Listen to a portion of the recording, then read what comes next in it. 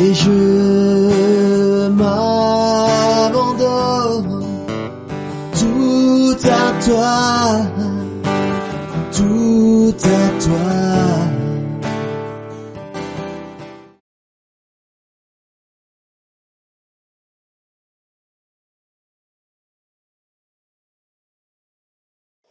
Bonjour à tout le monde. Bonjour. Soyez tous la bienvenue dans la maison de notre Seigneur Jésus-Christ. Alors, il y a les annonces. Donc l'annonce la plus proche, je crois que c'est le 23. Le dimanche prochain. Johanna, dimanche prochain. Donc c'est l'occasion aussi de, même s'il y a du Covid, c'est l'occasion d'emmener des gens pour voir comment ça se passe. C'est toujours bien d'écouter un témoignage de quelqu'un qui a reçu Jésus-Christ et de pouvoir témoigner de ça. La deuxième annonce, je crois que c'est le mariage de Lucien et de Christian qui a lieu le 23 juillet ou 24 juillet, le samedi 24 juillet. Et la convention qui a été déplacée donc au 11 et 12, ou 12 et 13, 12 et 13 11 et 12. 11-12 septembre. Et à ce moment-là, c'est un week-end, le vendredi. Ce sera le samedi, dimanche, on partirait sur 16h le samedi, et il y aura aussi la consécration donc, de notre pasteur Antoine. Voilà pour les annonces, je crois qu'il n'y avait rien de particulier par rapport à ça. Tessier. Oui. L'évangélisation le 29 après-midi. 29 après-midi, l'évangélisation, Oui. 29 de ce mois-ci. De ce mois-ci, oui. Donc rendez-vous Ici à 14h. ici à 14h. Amen. Amen. Il y a aussi, je crois, le départ de Jean-François aussi, le 17. Le 17. 17 juillet jusqu'au 9 août. 5. 5 août. On a émis des enveloppes, j'ai vu ce matin qu'il y avait déjà des gens qui ont remis des enveloppes, de deux couleurs différentes, une pour la convention et Antoine et une pour le départ de notre frère Jean-François, qu'on soutient toujours dans la prière. On a vu qu'elle est efficace. Amen. Je crois que c'est bien de pouvoir soutenir et qu'il puisse aller témoigner de ce que Jésus-Christ a fait dans sa vie. Est-ce qu'il y a des nouveaux parmi nous ce matin qui sont venus pour la première fois? Amen. Alors vous êtes tous des habitués. Amen.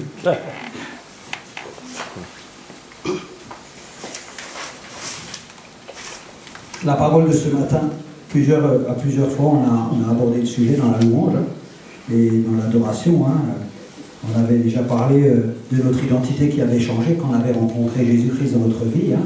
Et je crois que c'est un processus tout au long de notre vie d'être transformé par Jésus-Christ. Et nous devons tous être transformés par Jésus-Christ.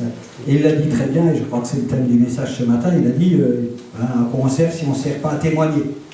À être des témoins, des témoins de ce que nous avons reçu. Aujourd'hui, le monde témoigne de quoi? Il témoigne de ce qu'il a. Et quand on voit le monde, tous on a une opinion sur le monde. Si vous demandez à quelqu'un aujourd'hui qu'est-ce qu'il pense du monde, tout le monde pense que le monde va à sa perte. Va mal. Tout le monde pense que le monde va mal, qu'il n'y a rien dans le monde, à part la distraction, parce qu'aujourd'hui, si on ne sait pas faire autre chose que de la distraction pour occuper l'esprit des gens. Et ce matin, c'est vrai qu'on a pu parler d'être les témoins. Alors, c'est vrai que quand on a rencontré Jésus-Christ, et quand on est dans cette transformation de notre vie, de notre nouvelle naissance, il se pose une question. C'est qu'est-ce que Dieu attend de toi?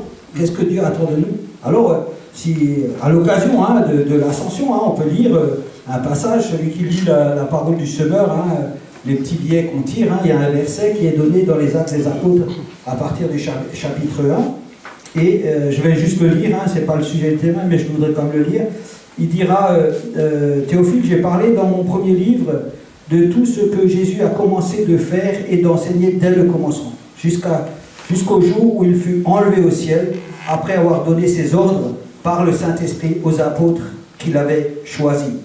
Après qu'il eut souffert, il leur apparut vivant et leur en donna plusieurs preuves en se montrant à eux pendant 40 jours et parlant des choses qui concernent le royaume de Dieu. Comme il se trouvait avec eux, il leur recommanda de ne pas s'éloigner de Jérusalem, mais d'attendre ce que le Père avait promis, ce que je vous ai annoncé, leur dit-il. car Jean a baptisé d'eau, mais vous, dans peu de jours, vous serez baptisés du Saint-Esprit.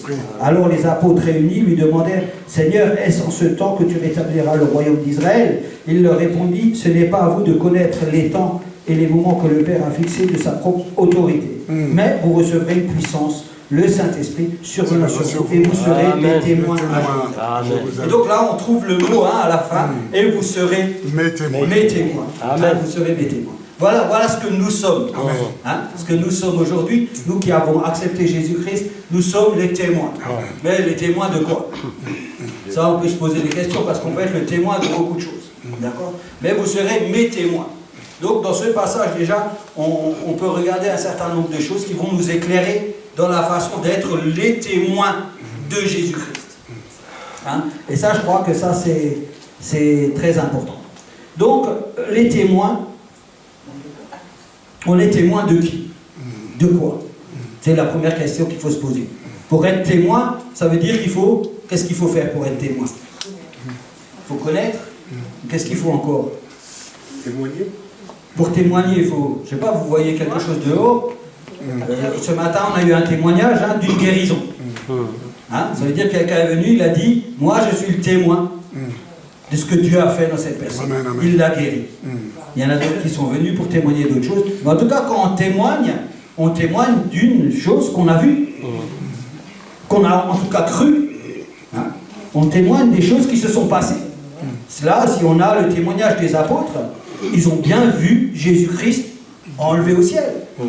Si aujourd'hui nous croyons que Jésus-Christ a été enlevé, c'est parce que eux ont été les témoins. Amen. Ils ont dit, nous pouvons témoigner parce que nous avons vu. C'est ça qui s'est passé. Or, dans leur témoignage, et cette parole en est le témoin complète, qu'est-ce qu'ils ont vu? Ils ont vu Jésus-Christ monter au ciel. Donc c'est un fait établi. C'est un fait qui est sûr.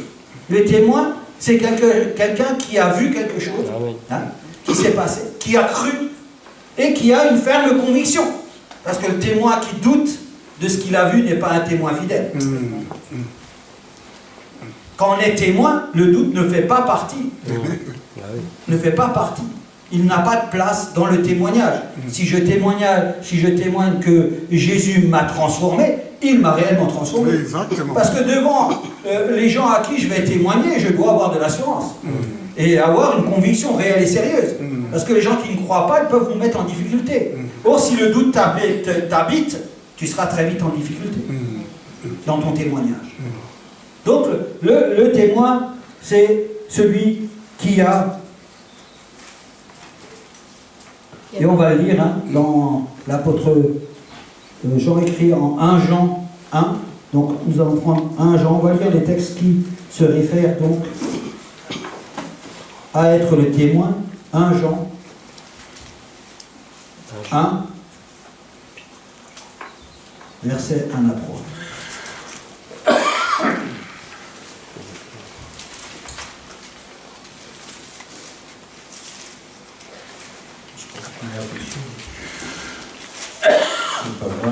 Un Jean, chapitre 1, verset 1 à 3. Ceux qui étaient dès le commencement, ceux que nous avons entendus, ceux que nous avons vus de nos yeux, ceux que nous avons contemplés, que nos mains ont touchés concernant la parole de vie, et la vie a été manifestée, et nous l'avons vue, et nous lui rendons témoignage, et nous vous annonçons la vie éternelle qui était auprès du Père et qui nous a été manifestée. Ce que nous avons vu et entendu, nous vous l'annonçons à vous aussi, afin que vous aussi, vous soyez en communion avec nous. Or, notre communion est avec le Père, avec son Fils Jésus-Christ. Donc là, on a un témoignage vrai de ceux qui ont été les témoins. Et ceux qui ont témoigné l'ont vu, l'ont mis dans la parole de Dieu. Alors, ça c'est la première chose.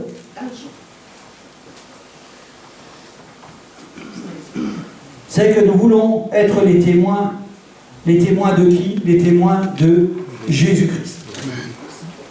Pourquoi les témoins de Jésus-Christ? Parce que c'est celui qui a transformé notre vie, qui a changé notre vie.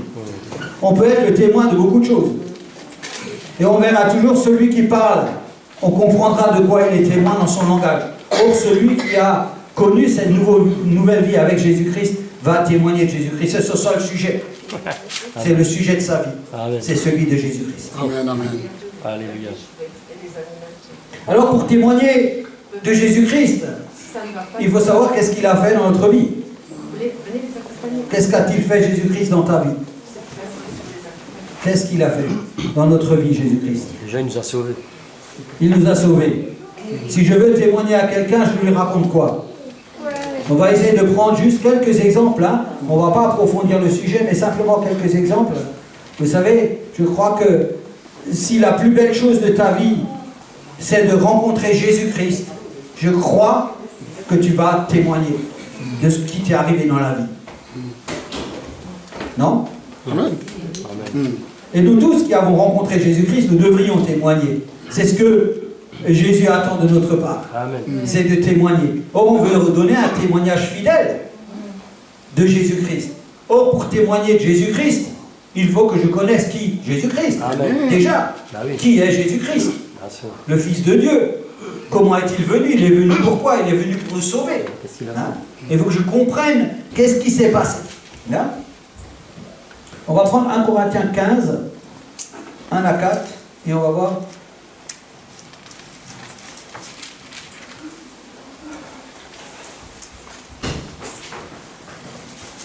Je vous rappelle, frères, l'évangile que je vous ai annoncé, que vous avez reçu, dans lequel vous avez persévéré, et par lequel vous êtes sauvés, si vous le reteniez, dans les termes où je vous l'ai annoncé. Autrement, vous auriez cru en vain. Je vous ai enseigné avant tout, comme je l'avais aussi reçu, que Christ est mort pour nos péchés, selon les Écritures. Et il a été enseveli, et il est ressuscité le 3e jour, selon les Écritures. Amen. Donc ça, c'est l'enseignement. Ça, c'est ce qui s'est passé. Ça, c'est Jésus-Christ. L'histoire de Jésus-Christ en cours, c'est que il a pardonné nos péchés. Ça a été dit plusieurs fois ce matin, il a pardonné nos péchés une fois pour toutes. Parce qu'il est mort une seule fois. Il ne mourra pas 2 fois, mais il est mort une seule fois. Quand on annonce Jésus-Christ à travers le pardon, ce qu'il a fait pour moi. Qu'est-ce qu'il a fait pour moi? Moi, j'étais un homme pécheur. Dieu a changé ma vie. D'accord? Pour que cela se fasse dans ma propre vie, il a fallu que Jésus-Christ meure. Or, Jésus est mort. Donc, je vais témoigner de la mort de Jésus-Christ pour moi, Amen. pour le pardon de mes péchés. Oui. Mais si l'histoire s'arrêterait là, je serais un mauvais témoin. Parce que non seulement Jésus-Christ est mort, mais il est ressuscité. Et il est monté au ciel. Et la parole dira, si on veut encore rajouter, qu'il est monté pour nous préparer une place avec lui. C'est notre espérance. C'est un message et un témoignage d'espérance. Ça veut dire que quand je témoigne de Jésus-Christ, je témoigne que Jésus-Christ, ce qu'il a fait dans ma vie. Je témoigne qu'il est mort parce que j'avais besoin que quelqu'un meure à ma place. Ce Jésus-là, il est mort à ma place. Et dans mon témoignage, je peux dire que Jésus aussi est mort pour la personne à qui je témoigne. Exactement. C'est mon témoignage. S'il est mort pour moi, il regarde qu'il est aussi mort pour toi. Il est aussi ressuscité pour toi et il est aussi parti préparer une place pour toi. C'est le témoignage de ce que Jésus-Christ a fait.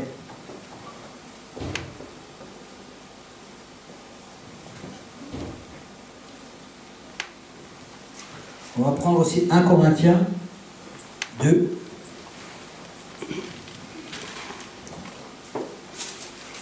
Verset 2. C'est l'apôtre Paul qui parle. Car je n'ai pas eu la pensée de savoir parmi vous autre chose que Jésus-Christ et Jésus-Christ crucifié. Ça veut dire que nous qui sommes les témoins, c'est notre seule pensée que nous devrions, en tout cas, avoir. C'est la pensée d'annoncer quoi? D'annoncer non pas le début, comment Dieu a créé la terre, mais d'annoncer Jésus-Christ et Jésus-Christ crucifié. Crucifié pourquoi? Pour moi. Hein? Donc,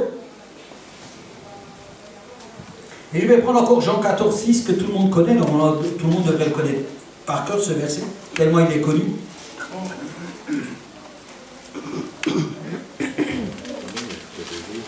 Il dit, Jésus lui dit, je suis le chemin, la vérité et la vie. Nul ne vient au Père que par moi. Ce verset est primordial. Parce qu'on est les témoins de Jésus-Christ. Il y a un seul Jésus-Christ. Il n'y a pas deux Jésus-Christ. Il n'y a pas deux méthodes, 3 routes, 5 chemins. Non. Quand on est le témoin de Jésus-Christ, notre Sauveur. Le Jésus de cette parole.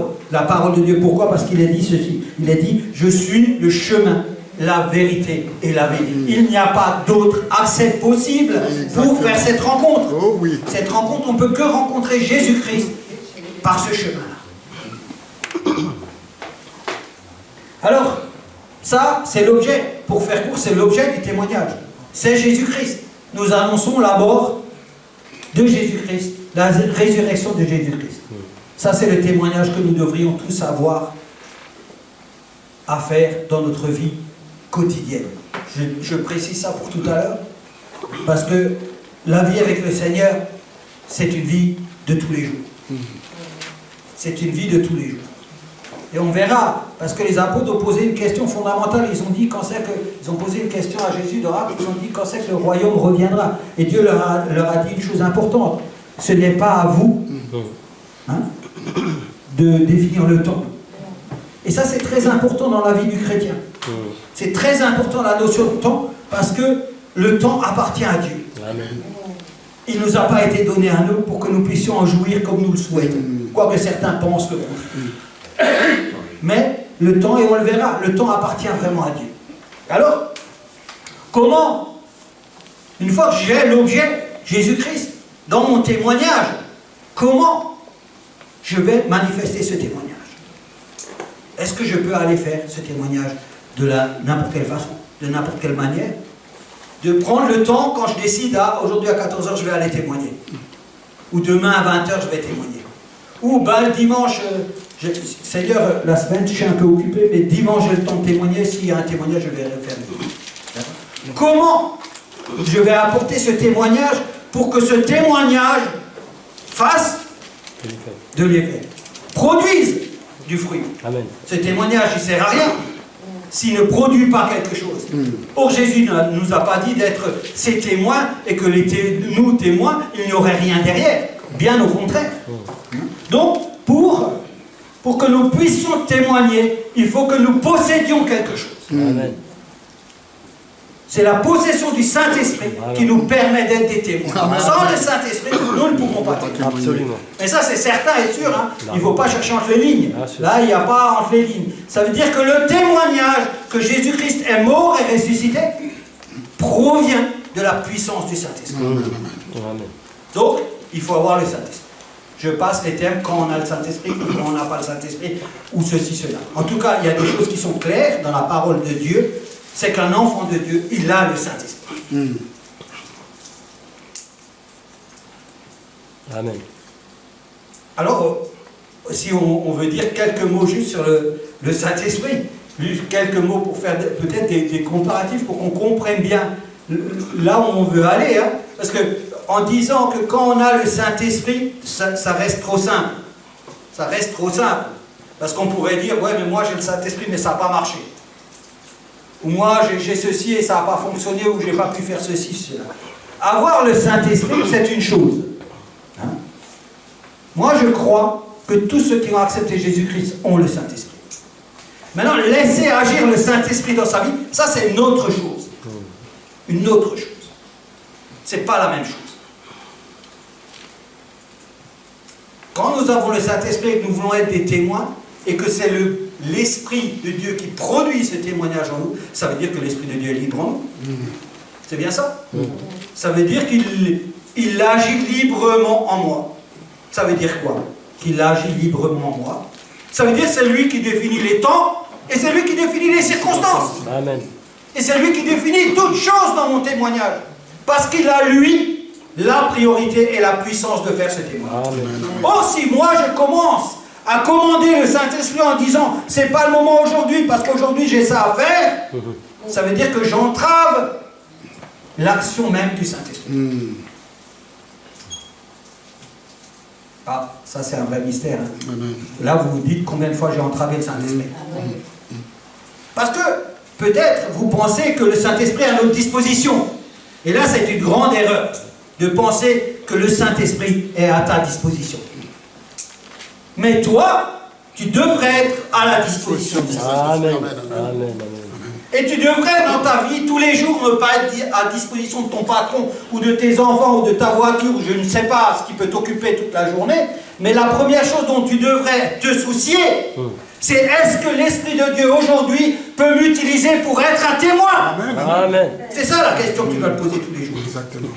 C'est cette question qui te permettra de voir le Saint-Esprit ouvrir les portes. Et vous savez comme moi, qu'on est plutôt de l'autre côté. On a nos préoccupations de tous les jours. Moi je dis ça au sens général, hein, il n'y a pas tout le monde qui doit être dans ce... Je ne le dis pas en visant quelqu'un, mais je souhaite que nous soyons tous à disposition du Saint-Esprit, comme lui il l'entend, et comme lui il le veut. Mais vous savez, c'est facile, hein. Pour certains c'est facile. Peut-être. Pour d'autres c'est plus compliqué. Mais en tout cas, une chose est sûre, c'est que nous devons tous être à disposition du Saint-Esprit. Tite, chapitre 3, verset 5. Nous allons regarder. Qu'est-ce qu'il nous dit? Il dit, il nous a sauvés, non à cause des œuvres de justice que nous aurions faites, mais selon sa miséricorde par le bain de la régénération et le renouvellement du Saint-Esprit. Il l'a répandu sur nous avec abondance par Jésus-Christ notre Sauveur, afin que, justifiés par sa grâce, nous devenions héritiers dans l'espérance de la vie éternelle. Cette parole est certaine, et je veux que tu affirmes ces choses, afin que ceux qui ont cru en Dieu s'appliquent à pratiquer de bonnes œuvres. Voilà ce qui est bon et utile aux hommes.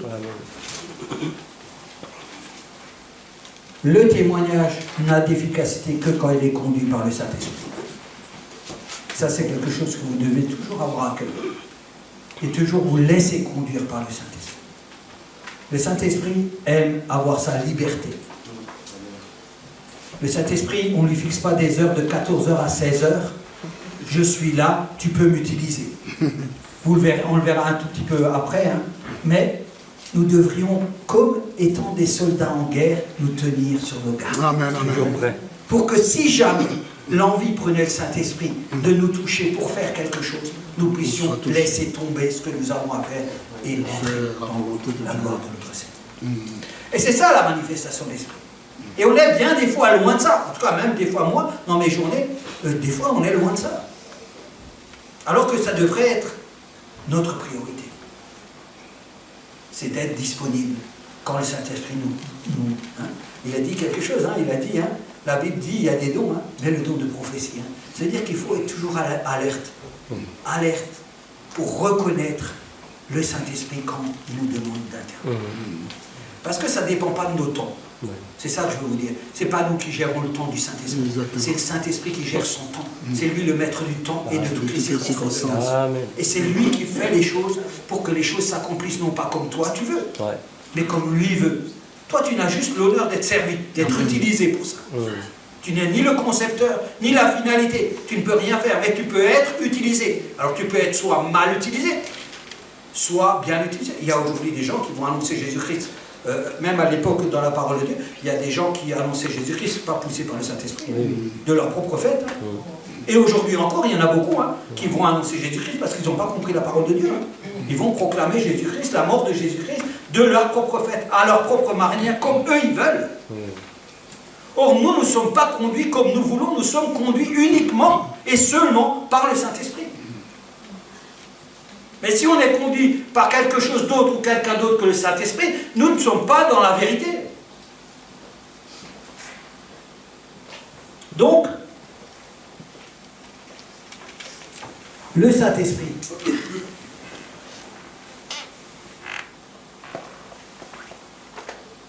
Alors, Matthieu 5, 16.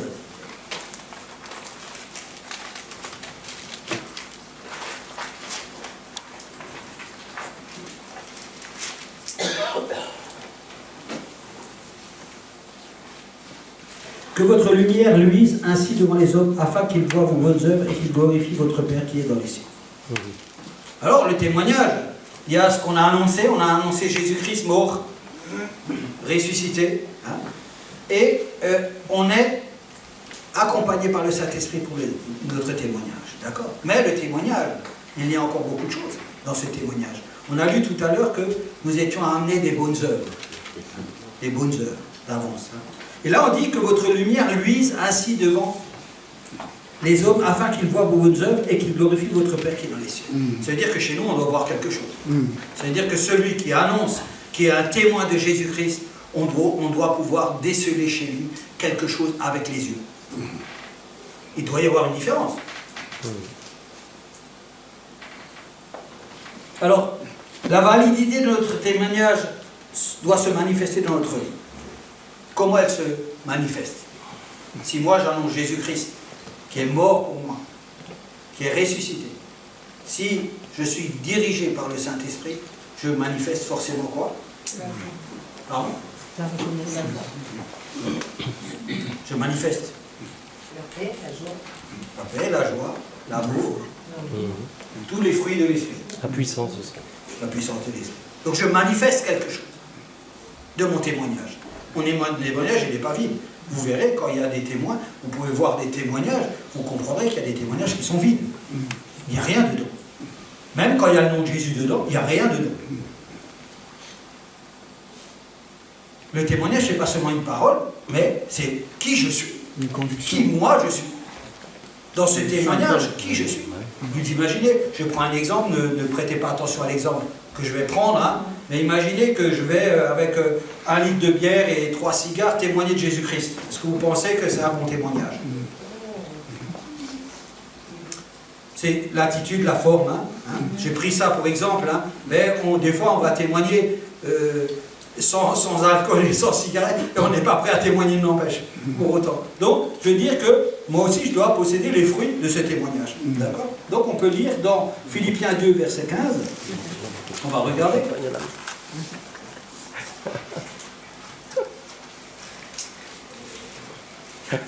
Quoique.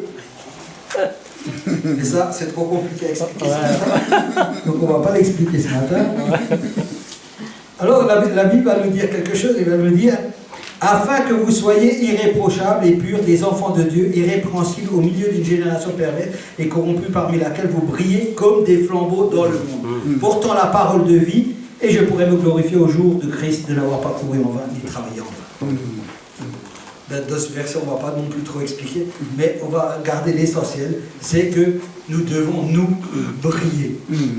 Briller par notre façon de parler, briller par notre façon d'écouter, briller par notre comportement dans notre vie de tous les jours. Nous devons être des flambeaux au-dessus d'une montagne. On ne peut pas avoir un témoignage si on n'est pas ce que nous proclamons comme témoin Jésus-Christ. Jésus-Christ est parfait, il est saint, irréprochable. Or, si je témoigne de Jésus-Christ, je dois être semblable à Jésus-Christ. C'est pour ça qu'il nous faut, dans notre témoignage, la puissance du Saint-Esprit. Sans la puissance du Saint-Esprit, nous ne pouvons pas témoigner. Donc ça, c'est une chose très importante. Et dans cette vie de témoignage, il y a une chose qui est très importante, c'est que pour témoigner de Jésus-Christ, comme on l'avait vu au début, c'est qu'il faut connaître Jésus-Christ.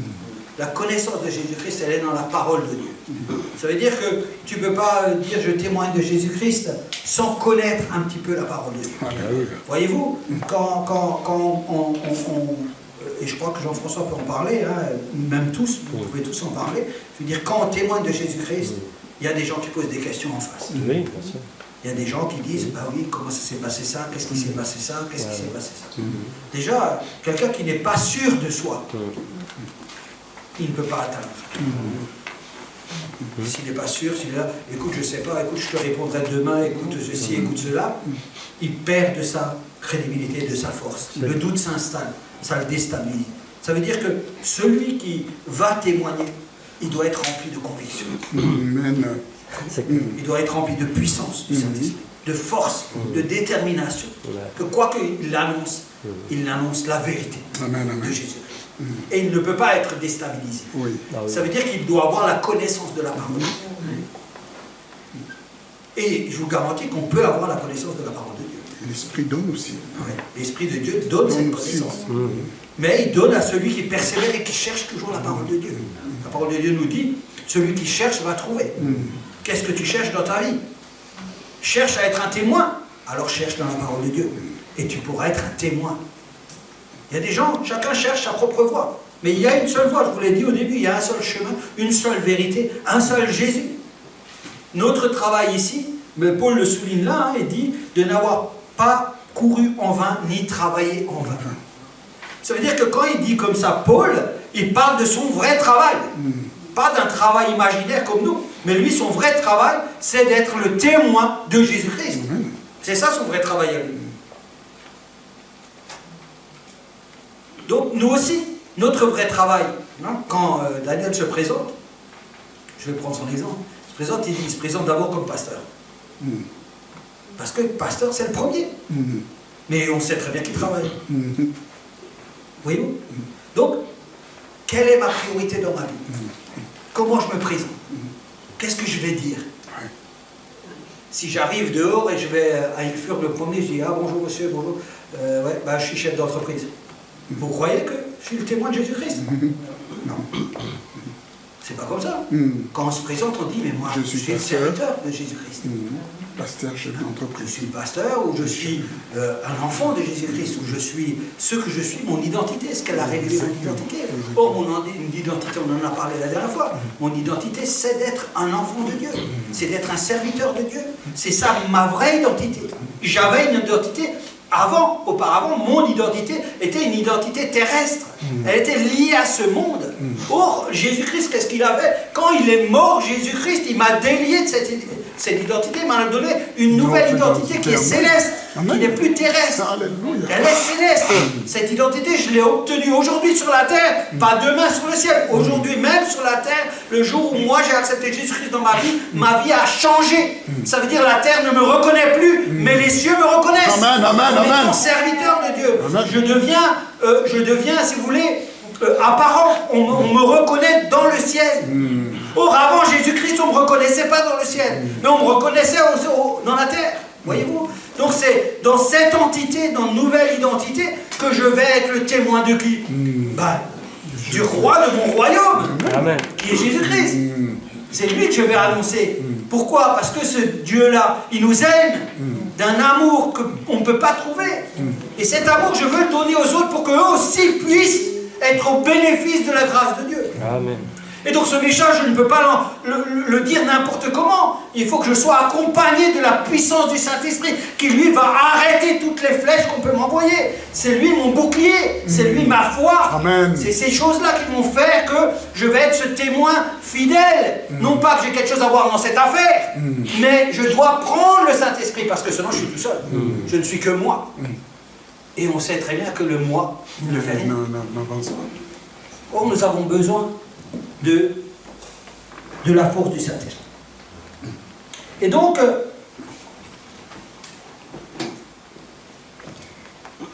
si nous voulons avoir un témoignage efficace, nous devons avoir une vie irréprochable.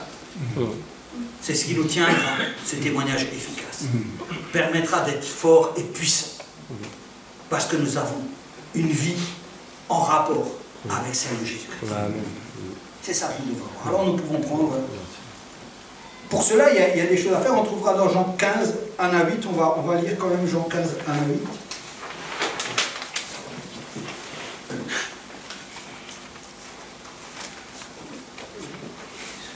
Jean 15, 1 à 8, je crois que c'est l'histoire des sarments. Je suis le vrai cep, et mon Père est le vigneron.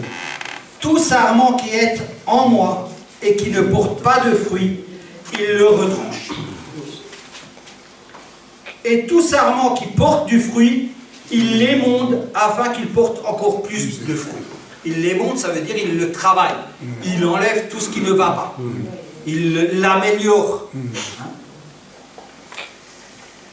Pour un but, pour qu'il donne encore plus de fruits. Déjà, vous êtes purs à cause de la parole que je vous ai annoncée. Donc, c'est ça, là on démarre vraiment, c'est demeurer en moi. Ça, c'est le gros problème du chrétien. hein, le gros problème des chrétiens, c'est les vagues. On les connaît toutes, les vagues. Hein. Mais on se rassure, parce que dans la Bible, il y a marqué, si un juste tombe 7 fois, Dieu le relèvera 7 fois. Ok, on peut partir aussi là-dessus. Mais on peut aussi se battre pour rester toujours à flot. Et c'est notre travail quotidien, c'est de rester à flot. Pour rester à flot, que faut-il faire? C'est comme l'image d'une barque. Tu es dans la barque, mais toutes les 2 heures, tu sautes de la barque. Et tu te remets dans la barque, tu sautes de la barque, tu te remets dans la barque, tu sautes de la barque, tu te remets dans la barque. Avec Jésus-Christ, pour être un témoin efficace de Jésus-Christ, il faut demeurer dans la barque. Toujours dans la barque. Il ne faut jamais sauter de la barque. C'est le secret. Or, celui qui t'aide à rester et à demeurer dans cette barque, c'est le Saint-Esprit. C'est vraiment le Saint-Esprit qui t'aide tous les jours à rester efficace et dans la barque. Et là, il le dit, il dit, demeurez en moi et je demeurerai en vous. C'est comme un échange. Si tu demeures, moi, je serai toujours avec toi. Amen, amen. Mais on comprend la Bible, là, alors, quand vous lisez la parole de Dieu, Jésus dit, ouais, mais vous inquiétez pas, je serai avec vous jusqu'à la fin des temps. Alors d'un côté, il sera avec nous jusqu'à la fin des temps, donc on se rassure, quoi qu'on ait dans n'importe quelle circonstance, Jésus est avec nous. On a chanté, hein, on chante. Hein. Quand tu es là, on ne te sent pas, quand tu es là ou pas, tu es là. Mais là, il va plus loin, il dit, si vous demeurez en moi. C'est-à-dire que Jésus cherche à avoir une relation intime avec toi beaucoup plus que d'être simplement. Vous savez, marcher avec Jésus-Christ, c'est sympa. Parce qu'il est là. Faut qu'on fasse une bêtise ou pas, il est là. Ah, Dieu est là. Il le voit, il le sait, il le voit. Ok, ça peut rassurer certains. Mais le plus efficace, c'est là. C'est où il dit, si vous demeurez vous, vous ne le pouvez pas non plus si vous ne demeurez pas en moi. Ça veut dire que si tu ne demeures pas, tu n'es pas avec Christ constamment, tu perds de ton efficacité. Tu perds de la présence du Saint-Esprit dans ta vie. Le Saint-Esprit dans ta vie, ce n'est pas un inquisiteur, à quelqu'un qui prend possession de ta vie. Hein. Si tu lui ouvres la porte, le Saint-Esprit peut agir. Si tu lui dis non, le Saint-Esprit attend. Il ne forcera pas. Il ne t'oblige pas, le Saint-Esprit. Il ne te force pas. Dieu n'a jamais forcé personne. Dieu n'a jamais obligé personne. Jamais. Donc, je veux dire, si tu veux demeurer en Christ, le Saint-Esprit est en toi et intervient et travaille en toi pour te donner de la maturité, de la force et un témoignage vrai. Je suis le cep, vous êtes les sarments, celui qui demeure en moi et en qui je demeure porte beaucoup de fruits. Ça, c'est le résultat de notre vie avec Christ. Et ça fait partie de notre témoignage, n'oubliez pas, hein, parce que celui qui porte du fruit, vous savez, des fois, quand on a changé dans notre vie, on attend, on se dit, des fois, on peut se dire, comment je vais vous dire ça, si on change notre vie, on se dira, moi j'ai changé dans ma vie, depuis que le Seigneur m'a rencontré, j'ai changé, il y a des choses qui ont changé dans ma vie. Et on répond toujours que c'est mieux quand les autres nous le disent. Hein, c'est vrai, hein. On attend toujours quand les autres nous le disent. C'est un témoignage qui est plus fort que quand tu le dis toi-même. C'est un débat plus fort. Mais est-ce qu'il y a beaucoup de gens qui vous disent que vous avez changé? Honnêtement, est-ce qu'il y a beaucoup de gens qui vous ont dit que vous avez changé? Parce que vous savez, je vous explique l'homme comment il est. L'homme au départ, c'est que de l'orgueil. C'est que ça. Il n'y a que de l'orgueil. Et même si on voit changer des fois les gens, on est tellement orgueilleux qu'on ne veut pas aller lui dire qu'il a changé. On est peut-être même jaloux parce qu'on aimerait être comme lui, mais on ne va pas lui dire que tu as changé. On le garde pour nous-mêmes. C'est vrai ou pas? Oui. Or, ça nous ferait du bien de savoir qu'on a changé. Mais tu sais, le Saint-Esprit te révèle aussi que tu as changé. Exactement. Lui aussi, il a droit à la parole. Exactement. Et lui aussi, il te donne les signes de ton changement et de ton avancement. Mais, voilà. Et le témoignage, s'il n'y avait pas ce fruit, il n'y a pas de témoignage. Parce qu'il faut que ce témoignage soit accompagné, assaisonné de tous les ingrédients. Et donc le fruit est une grande partie. Tu dis à quelqu'un, mais écoute, tu ne devrais pas fumer, toi tu fumes. Tu ne penses pas que le témoignage n'est pas valable? Et si quelqu'un te voit dire quelque chose et faire ce que tu dis, c'est un témoignage de vérité. Non. Donc, c'est important que nous puissions porter du fruit. Ah, ça va nous rassurer, hein, parce que celui qui porte du fruit devant Christ. C'est la parole qui nous dit, c'est pas toi qui le dis. Il dit que si tu demeures en Christ, tu vas porter du fruit. Et la Bible ne s'arrête pas là, elle dit, et beaucoup de fruits. Mais elle dit, car sans moi, écoutez bien, car sans moi, vous ne pouvez rien faire. Amen. La Bible est claire, elle dit, sans moi, rien. Rien, de rien, de rien, de rien. Ça veut dire, si tu veux commencer dans ta vie à faire quelque chose sans lui, c'est comme si tu produisais rien. Amen, amen, amen. C'est comme le peuple d'Israël qui a tourné 40 ans autour du mont Horeb. 40 ans sans s'en apercevoir qu'ils tournaient en rond dans le désert. Jusqu'à ce que toute la génération que Dieu avait dit vont mourir, ils sont morts. 40 ans. Combien ici peuvent dire que ça ne fait pas 40 ans qu'ils sont dans le désert? 30 ans? 20 ans? 10 ans? 5 ans? 1 an? 2 mois? C'est quoi le désert? Vous savez ce que c'est le désert? C'est quoi le désert? Le désert, vous croyez que c'est le sable? C'est rien. Le désert, c'est là où on meurt de soif? Vous croyez que la soif, c'est l'eau? Non, non, non. Ça, c'est pour la terre. Dans la terre, la soif égale eau. Vous voyez? Dans le ciel, la soif n'égale pas eau. Parce que l'eau, c'est Jésus-Christ. Amen. Vous voyez? Donc, c'est pas du tout la même chose. Le désert dans le ciel, c'est pas le sable dans la terre. Le désert dans le ciel, c'est le manque de présence de Dieu dans ta vie. Ça, c'est le désert. Amen. C'est quand Dieu n'est pas là, alors tu es dans le désert. Mais sur la terre, quand tu as des déserts, les gens ils prennent des photos, ils te montrent les photos, tu as vu les belles dunes et tout, c'est beau, magnifique. C'est pas pareil. L'interprétation des mots est vraiment importante. Ça veut dire que la Bible, elle dit à ceux qui peuvent comprendre ce passage, parce que tout le monde ne peut pas comprendre ça. Car sans moi, vous ne pouvez rien faire. Il y a des gens, vous leur faites lire ça, ils disent, la Bible raconte des conneries. Regarde, moi je me lève tous les matins, je fais plein de choses. Mais toi aussi, tu te lèves le matin, tu fais plein de choses. Est-ce que tu fais ce que Jésus veut? Est-ce que tu es conduit par le Saint-Esprit pour faire la volonté de Dieu? Or, Dieu avait dit, pour l'homme, qu'est-ce qu'il y a de bon pour l'homme? De faire des bonnes œuvres. Que moi, Dieu, je lui ai préparé à lui d'avance. C'est ça que Dieu veut. Et des fois, on se lève le matin, on cherche la bonne œuvre. On ne cherche pas la bonne œuvre.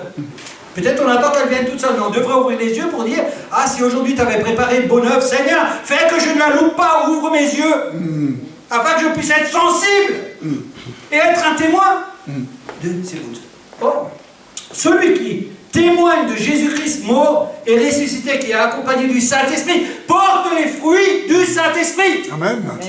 C'est une obligation dans le témoignage. Ça fait partie du témoignage. On ne peut pas dissocier les choses. C'est la validité de notre témoignage, c'est les fruits. On ne se trompe pas. Je n'ai pas dit qu'il fallait faire de bonnes œuvres pour vivre avec Jésus-Christ. Je n'ai pas dit ça. J'ai dit que les bonnes œuvres découlent du fait que je demeure en Christ. C'est pas pareil. C'est pas du tout pareil. Ne commencez pas à faire de bonnes œuvres. Croyez-moi, car sans moi, vous ne pouvez rien faire. Si quelqu'un ne demeure pas en moi, il est jeté dehors comme le sarment et il sèche. Puis on le ramasse et on le jette au feu et il brûle. Si vous demeurez en moi et que mes paroles demeurent en vous, demandez ce que vous voudrez et cela vous sera accordé. Le dernier verset là, on le connaît parfaitement. Demeurez en moi, demandez ce que vous voulez et vous devez. Mais il faut demeurer en Christ. Il y a une condition là. C'est pas demander vous aurez ce que vous voulez. C'est si vous demeurez en moi. Pas si vous demeurez en moi de 8h à 9h. Si vous demeurez en moi, Dieu le connaît, il connaît ton cœur. Il sait quand tu demeures en lui. Voilà, donc ça c'est les conditions de la validité. Et donc je crois que ce qui est important, c'est vraiment de se familiariser avec la parole de Dieu. Pour être vraiment dans ce témoignage et pour qu'il puisse aller loin. Vous savez, si je peux m'exprimer comme ça, si vous êtes une trompette, Dieu vous utilisera comme une trompette. Si vous êtes une batterie, Dieu vous utilisera comme une batterie. Mais plus vous connaissez de choses, plus vous donnez la possibilité à Dieu de vous utiliser. Et c'est très important ça. Ça veut dire qu'il ne faut pas négliger ce côté de l'apprentissage de la vie avec le Seigneur, qui est de lire et de prier la parole. Je veux dire, moi, je suis vraiment, quand je vois nos sœurs qui, tous les 15 jours, se voient pour prier, je trouve que c'est formidable.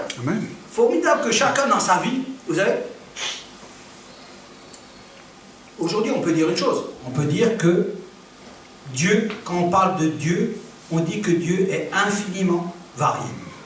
Qu'est-ce que ça veut dire? Qu'il est infiniment varié. Ça veut dire que sa variété va à l'infini. On ne peut pas la compter. C'est-à-dire tellement il y a de variété dans Dieu, ça va à l'infini. Mais quand on compare la création de Dieu et on compare l'homme qui a été créé par Dieu, on se rend compte qu'il n'y a pas un ADN qui est le même que l'autre. Ça veut dire que quelque part, nous tous, la population de la Terre, nous sommes tous uniques. Ça veut dire que Dieu nous a créés uniques. Ça veut dire que Dieu nous connaît uniques. Ça veut dire que Dieu nous donne pour nous. S'il donne quelque chose, il le donne pour toi, parce que toi, tu es unique. Tu comprends? Et autant Dieu est infiniment varié, autant ce qu'il crée est infiniment varié. D'accord? Donc quand vous voyez 500 000 églises, vous dites, ah, il y a 500 000 églises. Mais en réalité, il n'y a qu'une seule église. Or, l'église, c'est Jésus-Christ. Amen. Il n'y en a pas 50 000. Mais, pour donner de la représentativité à Dieu, il en faut 500 000. Parce que la Bible nous dit, si vous voulez voir Dieu, regardez les œuvres qu'il a faites. Et vous verrez qui je suis. Or, pour voir les œuvres que Dieu a faites, je n'ai qu'à regarder tous mes contemporains, je verrai que chaque homme est différent. Et je comprends que Dieu s'adresse à chacun de nous par rapport à nous, personnellement. Parce qu'il y a des choses qui ne sont pas pareilles chez nous. Nos façons d'approche, notre compréhension, notre lecture, notre témoignage. Vous savez que Dieu aujourd'hui a 7,5 milliards de témoins différents qui peuvent présenter la parole de la manière différente, qui se touchent à chacun et approprié. Dieu est comme ça. Il ne faut pas le voir autrement. Dieu n'a pas un modèle unique où lui prêche Jésus comme ça, le prêche Jésus comme ça. Vous voyez qu'il y a une différence entre Jean-François. Jean-François à sa manière, Antoine à sa manière, Daniel à sa manière, José à sa manière. Chacun ici a la manière que Dieu lui a donnée. Parce qu'il est sensible à Dieu. Et parce qu'il fait partie de la représentation des gens qui sont différents. Vous voyez? Donc, c'est ça qu'il faut bien comprendre. Donc, pour être ces témoins, le témoin de Jésus-Christ, c'est Jésus qui veut que nous soyons des témoins. Amen. Il l'a dit. Il a dit, allez, faites de toute l'utilisation des disciples. Mais, vous savez, ce passage a été mal compris. Parce que peut-être il y a plein de gens qui ont compris qu'ils devaient aller faire des missions partout. Alors, il y a des engouements qui se lèvent et vont être des missionnaires partout. Mais peut-être que celle qui a été mal comprise, c'est ça. Soyez mes témoins. Ça concerne vraiment tout le monde. Hein. Soyez mes témoins, c'est un passage qui concerne celui qui a reçu Jésus-Christ comme Sauveur et Seigneur. Tu ne peux pas échapper. C'est pour toi. C'est pas pour les missionnaires. C'est pas pour Pierre, Paul et Jacques. C'est pour toi qui as rencontré Jésus-Christ. Va raconter ton témoignage. Comment tu as rencontré Jésus-Christ. Qu'est-ce que Jésus-Christ a fait pour toi. Fais-le avec le Saint-Esprit qui montrera que tu demeures en Christ et que tu portes des fruits. Et alors, tu pourras dire, voilà, j'ai été utilisé par Dieu pour faire une bonne œuvre. Or, la bonne œuvre de Dieu, vous savez ce que c'est? C'est de sauver celui qui est perdu. C'est ça la bonne œuvre. C'est d'aller sauver celui qui est perdu. Et quand tu arriveras à 90 ans ou à 70 ans et que tu feras le bilan de ta vie, tu vas pleurer. Tu vas prendre un seau, tu vas remplir le seau de pleurs. Parce que tu aurais pu, peut-être. Mais c'est trop tard. Aujourd'hui, la Bible elle dit, si aujourd'hui tu entends ma voix, n'endurcis pas ton cœur. Vas-y, sois le témoin. Sois le témoin. Le véritable témoin de ma parole. C'est comme ça qu'on touche les cœurs. Vous savez que je ne parierai pas sur... si nous étions tous témoins, combien de gens on ramènerait à l'église, juste dans notre témoignage. Le témoignage, c'est la parole, mais c'est aussi comment je suis dans mon travail, dans ma vie de tous les jours. C'est ça le témoin. Vous savez, il y a des gens qui pleurent tous les jours. Il y a des gens qui sont seuls, qui sont tristes, et ils te reconnaissent, et ils ne peuvent pas venir vers toi parce qu'ils n'arrivent pas. Mais ils aimeraient être comme toi. Mais il faut que tu sois le témoin. Il faut que tu pries le matin et dire, Seigneur, qui a besoin de te connaître aujourd'hui, que je puisse être ce témoin fidèle. Aujourd'hui, il y a des jeunes aujourd'hui, il y a des moins jeunes. Chacun sa classe, chacun sa société, chacun son type. Peu importe. L'Esprit de Dieu connaît Il connaît tout de nous. Il sait où nous emmener. Il sait comment on arrive à être efficace. Il est là pour nous aider à être des témoins fidèles de lui. Et je crois que ça, ce témoignage vient que nous avons changé d'identité dans notre vie. Que nous devons assimiler cette chose. Nous devons bien comprendre cette chose. C'est que quand nous avons rencontré Jésus-Christ, nous ne sommes plus comme nous étions avant. C'est très important. On parle toujours de foi, mais la foi c'est très important. La foi c'est très important. Si tu ne crois pas, personne ne peut croire à ta place. Personne ne peut croire à ta place. Alors je vais juste terminer par le verset de Romains. J'aimerais vous lire Romains. Romains, ce verset que tout le monde connaît. Je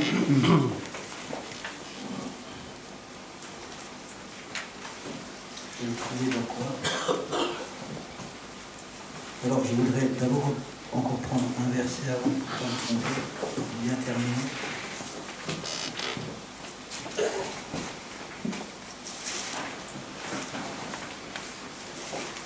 vais vous rajouter ça.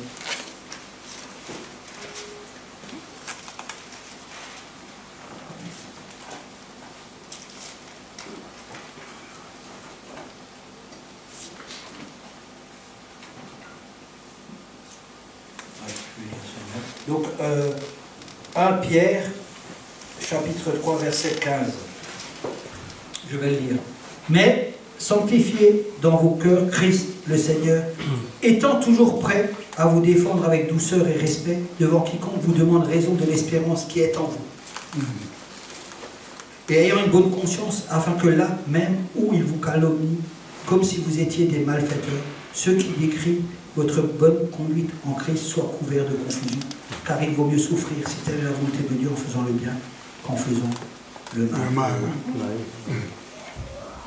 La parole de Dieu nous invite à toujours être prêts. Ça, c'est la parole que vous devez retenir aujourd'hui. Parce que vous n'entendez pas souvent cette parole-là. Vous entendez qu'il faut avoir la foi, vous entendez qu'il faut demeurer en Christ, vous entendez le Saint-Esprit. Mais ce matin, vous devrez vous poser la question, est-ce que je suis prêt? Est-ce que je suis prêt? Et vous devrez vous rajouter, est-ce que je suis prêt tous les jours? Est-ce que tous les jours, il y a une place pour que je sois le témoin de Dieu? Ça, vous devriez poser la question à Dieu. Vous devrez lui dire. Vous devrez faire votre prière et dire, ouais Seigneur, voilà, moi à partir d'aujourd'hui, je voudrais tous les jours être ton témoin. Et je voudrais avoir l'esprit clair et ouvert pour discerner quelle est ta volonté. Parce que ça, c'est une chose qui fait partie de l'homme de Dieu, du serviteur de Dieu. C'est dans sa fonction, c'est dans sa naissance que ça fait partie. C'est pas un truc qu'on lui a rajouté. C'est quelque chose que quand tu as rencontré Jésus-Christ, tu deviens automatiquement le témoin de ce qui t'est arrivé. Et nous savons combien c'est important d'être le témoin. Amen. On va prendre Romains 10, pour terminer. Verset 9. Si tu confesses de ta bouche le Seigneur Jésus, et si tu crois dans ton cœur que Dieu l'a ressuscité des morts, tu seras sauvé. Si tu confesses, c'est ça le témoin, c'est celui qui confesse la mort et la résurrection de Jésus-Christ. Si tu confesses. Moi j'aime le pasteur Daniel quand il va, il dit, mais tu crois en Jésus, accepte Jésus-Christ. Et le gars il accepte Jésus-Christ. Tout de suite. Amen. Peu importe comment il est. Peu importe la couleur. Peu importe ce qui va devenir. C'est pas le problème. Le problème c'est qu'il accepte Jésus-Christ dans sa vie. Et après Dieu en fera son affaire. Exactement. En tout cas, si ce matin nous voulions redire une chose, c'est que nous devrions être des témoins. Des témoins. Des témoins de notre Seigneur Jésus-Christ. Que nous devrions demeurer en Christ, nous battre. C'est une bataille. C'est pas un simple mot, ouais Seigneur, je veux demeurer. C'est une bataille. C'est une bataille dont nous sommes victorieux. Demeurer en Christ. Porter du fruit. Porter du fruit parce que ça rajoute au royaume de Dieu. Le porter du fruit, ça rajoute à ton témoignage. Ça rajoute que ta vie, elle demeure en Christ. Et être prêt. Parce que nous ne sommes pas prêts. Nous ne sommes pas prêts. Je vous le dis, nous ne sommes pas prêts. Et nous devrions être prêts à être des témoins fidèles de notre Seigneur. Amen. Amen. Amen. On va se lever. Je vais finir le culte de ce matin.